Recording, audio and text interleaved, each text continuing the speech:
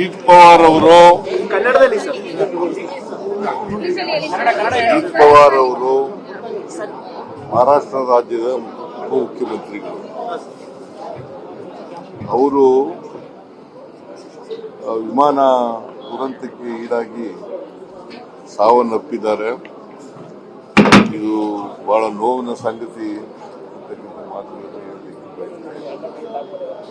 ಅಜಿತ್ ಪವಾರ್ ಅವರು ಒಮ್ಮೆ ಸಂಸದರಾಗಿದ್ದರು, ಅನೇಕ ಸಾರಿ ಶಾಸಕರಾಗಿದ್ದರು, ಮಂತ್ರಿಯಾಗಿದ್ದರು, ಉಪಮುಖ್ಯಮಂತ್ರಿಯಾಗಿದ್ದರು. ನಾನು ಒಂದ್ಸಾರಿ ಬಾರಾಮತಿಗೆ ಹೋಗಿದ್ದೆ. ಬಾರಾಮತಿ ಅವರು MLA ಆಗಿದ್ದಾಗ, ವಿರೋಧ ಪಕ್ಷದಲ್ಲಿದ್ದಾಗ ಹೋಗಿದ್ದೆ. ನಾನು ಶರದ್ ಪವಾರ್ ಅವರು ಕರ್ಕೊಂಡು ಹೋಗಿದ್ದರು ಅಲ್ಲಿಗೆ. ಎಂತಿದ್ರು ಸುಪ್ರಿಯಾ ಸುಳೆ ಅವರು ಲೋಕಸಭಾ ಸದಸ್ಯರಾಗಿದ್ದರು. ಆಗ ಹೋಗಿದ್ದೆ. ಬಹಳ ಪಾಪ್ಯುಲರ್ ಆಗಿದ್ರು ಅಲ್ಲಿ.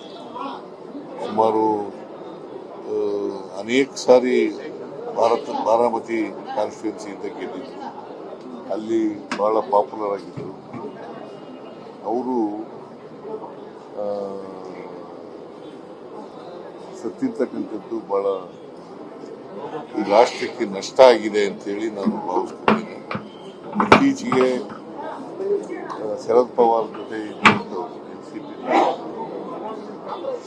ಅವರು ಶರದ್ ಪವಾರ್ನ ವಿರೋಧ ಮಾಡಿ ಬಿಜೆಪಿ ಸರ್ಕಾರದಲ್ಲಿ ಮಂತ್ರಿಯಾಗಿದ್ದರು. ಆಮೇಲೆ ಚೆನ್ನಾಗಿದ್ರು ಶರದ್ ಪವಾರ್, ಚೆನ್ನಾಗಿದ್ರು. ಅವರು ನಿಧನ ಆಗಿರ್ತಕ್ಕಂಥ ದುರಂತ, ಇದು ಒಂದು ದುರಂತ, ಅಪಘಾತಕ್ಕೀಡಾಗಿರ್ತಕ್ಕಂಥದ್ದು ದುರಂತ. ಸೊ ಅವ್ರ ಸಾವಿನ ದುಃಖ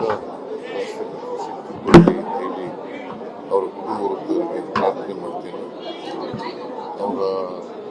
ಅವರಿಗೆ ಚಿರಶಾಂತಿ ಸಿಗಲಿ ಅಂತ ಸರ್, ಇತ್ತೀಚೆಗೆ ಪದೇ ಪದೇ ಪ್ಲೇನ್ ಕ್ರಾಶಸ್ ಆಗ್ತಾ ಇದೆ ಸರ್. ದೇಶದಲ್ಲಿ ಪದೇ ಪದೇ ಇಂಥ ಘಟನೆಗಳು ಮರುಕಳಿಸ್ತಾ ಇದಾವೆ.